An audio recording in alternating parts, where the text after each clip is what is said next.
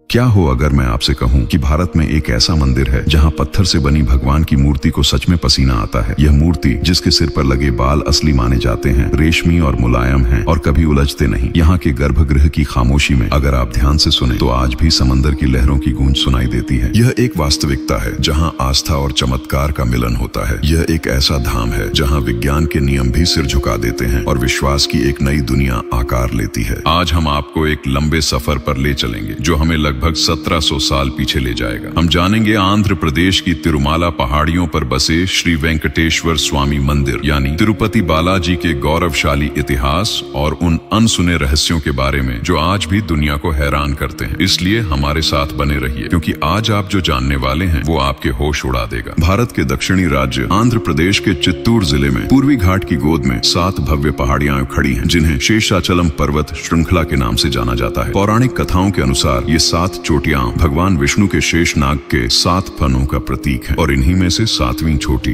वेंकटाद्रि पर दुनिया के सबसे मशहूर और रहस्यमयी मंदिरों में से एक तिरुपति बालाजी मंदिर स्थित है। इस मंदिर को 7 पहाड़ियों का मंदिर भी कहा जाता है। यहाँ भगवान विष्णु अपने वेंकटेश्वर रूप में विराजते हैं, एक ऐसा अवतार जो उन्होंने कलयुग में इंसानों का उद्धार करने के लिए लिया था। इसीलिए इस जगह को कलयुग वैकुंठ भी कहते हैं। इस दिव्य स्थान का इतिहास बहुत पुराना है। ऐतिहासिक ग्रंथ बताते हैं कि इस मंदिर की जड़ें लगभग 300 ईस्वी यानी आज से करीब 1700 साल पहले रखी गई थी। यह वह समय था जब भारत में गुप्त साम्राज्य का उदय हो रहा था। तब से लेकर आज तक कई महान राजवंशों ने इस मंदिर के निर्माण और विकास में योगदान दिया। 5वीं सदी तक यह मंदिर दक्षिण भारत में सनातन धर्म का एक बड़ा केंद्र बन चुका था। 9वीं शताब्दी में कांचीपुरम के पल्लव शासकों ने इसे संवारा और 10वीं सदी में चोल राजवंश ने इसे और भव्य बनाया। लेकिन मंदिर को इसकी असली पहचान और विशाल रूप 14वीं और 15वीं शताब्दी में विजयनगर साम्राज्य के दौरान मिला। महान सम्राट कृष्णदेव राय भगवान वेंकटेश्वर के बहुत बड़े भक्त थे। उन्होंने 1517 में मंदिर का दौरा किया और गर्भगृह के शिखर जिसे आनंद निलयम कहते हैं को सोने से मढ़वा दिया, जिसकी चमक आज भी भक्तों को अपनी ओर खींचती है। वक्त के साथ मराठाओं से लेकर मैसूर साम्राज्य तक हर किसी ने इस दिव्य स्थान के आगे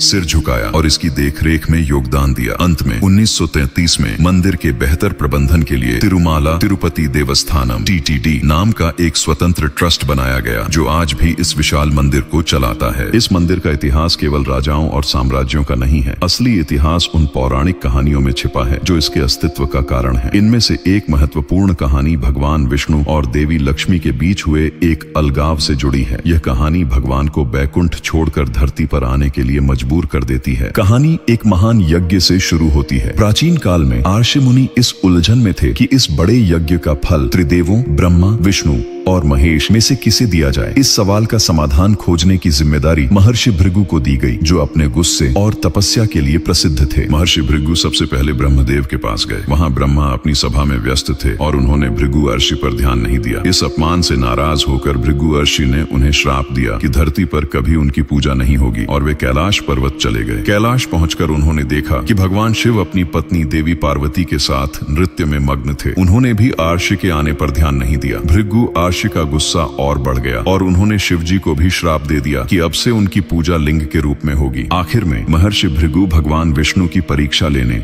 बैकुंठ पहुंचे। वहां उन्होंने देखा कि भगवान विष्णु क्षीर सागर में शेषनाग पर लेटे हुए थे और देवी लक्ष्मी उनके पैर दबा रही थी। भगवान विष्णु ने उन्हें अनदेखा कर दिया जिससे भृगु अर्षि का गुस्सा और बढ़ गया। उन्होंने सीधे जाकर भगवान विष्णु की छाती पर लात मार दी। एक पल के लिए पूरी सृष्टि कांप उठी। हर कोई हैरान था, लेकिन भगवान विष्णु गुस्सा होने के बजाय तुरंत उठे और महर्षि भृगु के पैर पकड़ लिए। उन्होंने विनम्रता से पूछा, हे ऋषिवर, आपके पैरों में चोट तो नहीं लगी? मेरी छाती तो वज्र की तरह कठोर है। भगवान विष्णु ने ऋषि के पैर सहलाते हुए उनके पैर के तलवे में बनी एक अतिरिक्त आंख को दबा दिया जो भृगु ऋषि के अहंकार का प्रतीक थी। अहंकार के मिटते ही भृगु ऋषि को अपनी गलती का एहसास हुआ और उन्होंने भगवान से माफी मांगी। भगवान विष्णु ने अर्षि को माफ कर दिया, लेकिन देवी लक्ष्मी जो भगवान की छाती में निवास करती थी यह अपमान सहन नहीं कर पाई। उन्होंने बैकुंठ छोड़ दिया और धरती पर आकर कोल्हापुर नामक स्थान पर कठोर तपस्या करने लगी। देवी लक्ष्मी के बिना बैकुंठ सूना हो गया। भगवान विष्णु भी अपनी प्रिय लक्ष्मी से बिछड़कर बेचैन हो गए। वे उन्हें ढूंढते हुए धरती पर आए और यहाँ वहाँ भटकने लगे। भटकते भटकते वे शेषाचलम पर्वत पर पहुंचे और एक इमली के पेड़ के नीचे चींटियों की बनाई बांबी में ध्यान में बैठ गए। यहीं से भगवान विष्णु के श्रीनिवास या वेंकटेश्वर बनने की कहानी शुरू होती है और यहीं से तिरुपति मंदिर के सबसे बड़े रहस्य का जन्म होता है। भगवान पर कुबेर का कर्ज। कई सालों तक भगवान विष्णु बांबी के अंदर तपस्या करते रहे। उनकी ये हालत देखकर ब्रह्मा और शिव जी परेशान हो गए। उन्होंने एक योजना बनाई। ब्रह्मा एक गाय और शिव एक बछड़े का रूप लेकर धरती पर आए। उस समय इस इलाके पर एक चोल राजा का राज्य था। ये गाय और बछड़ा राजा की गौशाला का हिस्सा बन गए। हर दिन जब चरवाहा गायों को चराने ले जाता तो ब्रह्मा के रूप वाली गाय चुपके से उस बांबी के पास जाती और अपने थनों से दूध की धार सीधे भगवान विष्णु के मुख पर गिराती ताकि उनकी भूख मिट सके। कुछ दिनों तक ऐसा ही चला, लेकिन एक दिन गौशाला के मालिक ने देखा कि उस खास गाय का दूध कम हो रहा है। उसने चरवाहे पर दूध चोरी करने का इल्जाम लगाया। अगले दिन चरवाहा उस गाय पर नजर रखने के लिए छिप गया। उसने देखा कि गाय एक बांबी पर अपना सारा दूध चढ़ा रही है। गुस्से में आकर उसने अपनी कुल्हाड़ी उठाई और गाय पर वार करने दौड़ा। लेकिन जैसे ही कुल्हाड़ी गाय को लगने वाली थी, बांबी के अंदर से भगवान विष्णु बाहर आए और वह वार उन्होंने अपने सिर पर ले लिया। उनके सिर से खून बहने लगा। यह देखकर चरवाहा डर के मारे वहीं गिर गया और उसके प्राण निकल गए। जब गाय खून से सने मुंह के साथ महल लौटी तो राजा को किसी अनहोनी का शक हुआ। वह उस जगह भागा और भगवान को घायल देखकर माफी मांगने लगा। भगवान ने उसे श्राप दिया कि वह एक असुर के रूप में जन्म लेगा, लेकिन साथ ही यह वरदान भी दिया कि भविष्य में जब वे पद्मावती से शादी करेंगे तो राजा का मुकुट ही पहनेंगे। इसके बाद भगवान विष्णु जड़ी बूटियों की तलाश में आश्रमों में घूमने लगे। एक दिन वे वराह क्षेत्र पहुंचे। यहाँ उनकी मुलाकात अपनी माँ वकुला देवी से हुई, जो पिछले जन्म में भगवान कृष्ण की पालक माँ यशोदा थी। वकुला देवी ने उनकी बहुत सेवा की और उन्हें श्रीनिवास नाम दिया। कुछ समय बाद श्रीनिवास शिकार करते हुए एक जंगल में पहुंचे। वहाँ उन्होंने एक तालाब के किनारे एक सुंदर राजकुमारी को अपनी सहेलियों के साथ खेलते देखा। वह राजकुमारी कोई और नहीं बल्कि आकाश राजा की बेटी पद्मावती थी। देवी लक्ष्मी ने ही कोल्हापुर में अपनी तपस्या खत्म कर एक कमल के फूल पर बच्ची के रूप में जन्म लिया था, जिन्हें निसंतान आकाश राजा ने गोद ले लिया था। श्रीनिवास और पद्मावती ने एक दूसरे को देखा और पहली ही नजर में उन्हें प्यार हो गया। श्रीनिवास आश्रम तो लौट आए, पर उनका मन पद्मावती में ही लगा रहा। उन्होंने अपनी माँ वकुला देवी को सब कुछ बताया। वकुला देवी शादी का प्रस्ताव लेकर आकाश राजा के पास गईं। दूसरी तरफ श्रीनिवास ने एक महिला ज्योतिषी का भेष बनाया और पद्मावती के महल पहुंच गए। उन्होंने भविष्यवाणी की कि पद्मावती का जन्म भगवान विष्णु से शादी करने के लिए ही हुआ है, जो इस समय श्रीनिवास के रूप में धरती पर है। यह सुनकर राजा और रानी शादी के लिए मान गए। लेकिन अब एक बड़ी मुश्किल थी। शादी शाही थी, पर श्रीनिवास के पास तो कुछ भी नहीं था। एक भव्य शादी के लिए बहुत सारे धन की जरूरत थी। तब देवताओं की सलाह पर श्रीनिवास ने धन के देवता कुबेर से संपर्क किया। कुबेर शादी के लिए धन देने को तैयार हो गए, पर एक शर्त पर कि यह एक कर्ज होगा जिसे ब्याज के साथ चुकाना होगा। भगवान श्रीनिवास ने यह शर्त मान ली। उन्होंने ब्रह्मा जी और शिव जी को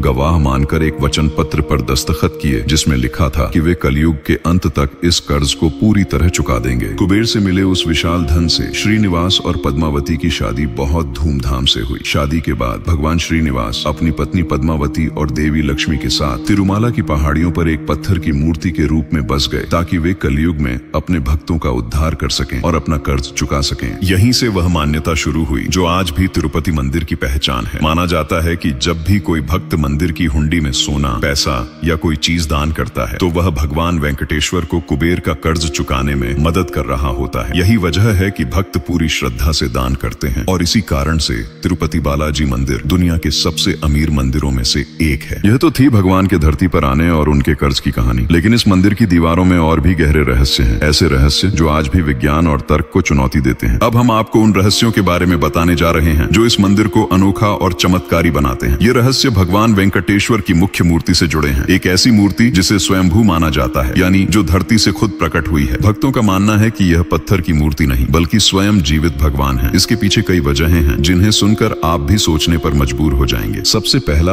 और मशहूर रहस्य है भगवान बालाजी की मूर्ति पर लगे बाल। कहा जाता है कि मूर्ति के सिर पर जो बाल हैं वे असली हैं, रेशम की तरह मुलायम हैं और हैरान करने वाली बात यह है कि वे कभी उलझते नहीं। पुजारियों के मुताबिक ये बाल हमेशा ऐसे लगते हैं जैसे अभी अभी धोए गए हों। इसके पीछे एक कहानी है। कहते हैं कि जब जब चरवाहे की कुल्हाड़ी का वार भगवान ने अपने सिर पर लिया था तो उनके सिर के कुछ बाल झड़ गए थे। यह देखकर नीला देवी नाम की एक गंधर्व राजकुमारी को बहुत दुख हुआ। उन्होंने फौरन अपने सुंदर बाल काटे और अपनी दिव्य शक्ति से उन्हें भगवान के सिर पर लगा दिया। उनकी इस भक्ति से भगवान इतने खुश हुए कि उन्होंने ऐलान किया कि जो भी भक्त मेरे धाम आकर अपने बालों का दान करेगा, मैं उसकी हर मनोकामना पूरी करूंगा। यही वजह है कि तिरुपति में बाल दान करने की यानी मुंडन की परंपरा शुरू हुई। भक्त अपने अहंकार के प्रति अपने बालों को त्याग कर भगवान के प्रति अपना समर्पण दिखाते हैं। दूसरा रहस्य और भी हैरान करने वाला है। तिरुमाला की पहाड़ियां काफी ठंडी रहती हैं और गर्भगृह को तो और भी ठंडा रखा जाता है। इसके बावजूद भक्तों का मानना है कि भगवान बालाजी की मूर्ति का तापमान हमेशा 110 डिग्री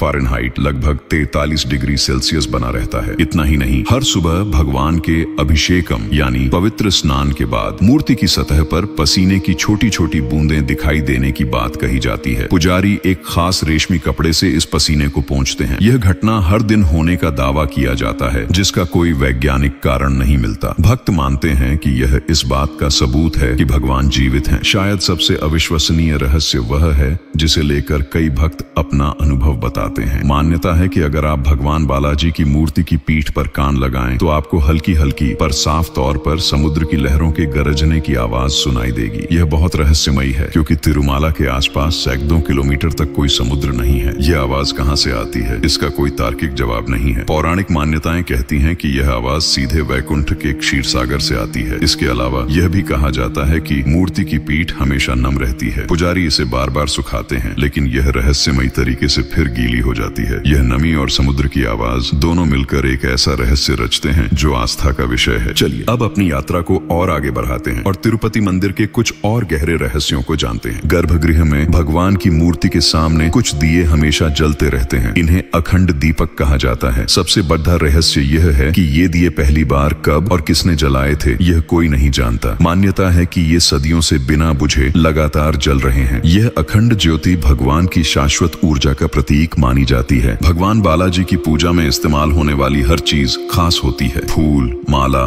दूध, घी, मक्खन, ये सभी चीजें एक विशेष जगह से आती हैं। यह जगह मंदिर से लगभग 22-23 किलोमीटर दूर एक छोटा सा गांव है। इस गांव का रहस्य यह है कि यहाँ बाहरी लोगों का आना जाना बहुत सीमित है। कहा जाता है कि इस गांव के लोग आज भी सदियों पुरानी परंपराओं से जीते हैं। इसी गांव से हर दिन पूजा की सामग्री पवित्रता के साथ मंदिर लाई जाती है। यह गांव कहाँ है और इसके निवासी कौन है, यह आज भी लोगों के लिए जिज्ञासा का विषय बना हुआ है। भगवान बालाजी की मूर्ति पर हर दिन पचाई कर्पूरम यानी एक विशेष प्रकार का कच्चा कपूर लगाया जाता है। वैज्ञानिक दृष्टिकोण से कपूर एक ऐसा रसायन है जो किसी भी पत्थर पर लगातार लगाने पर उसमें दरारें डाल सकता है, लेकिन सदियों से इस कपूर के लेप को सहने के बावजूद भगवान बालाजी की मूर्ति पर आज तक कोई असर नहीं हुआ है। यह इस बात का संकेत है कि यह मूर्ति सामान्य पत्थर से नहीं बल्कि किसी दिव्य पदार्थ से बनी है। भगवान को चढ़ाए गए फूल और मालाएं गर्भगृह से हटाने के बाद फेंकी नहीं जाती। पुजारी उन्हें मूर्ति के पीछे बहा देते हैं। एक प्रचलित किंवदंती के अनुसार ये फेंके गए फूल तिरुमाला से लगभग 20 किलोमीटर दूर येरपेडु नाम की जगह पर अपने आप प्रकट होते हैं। यह कैसे होता है, यह एक अनसुलझा रहस्य है और भक्तों की आस्था को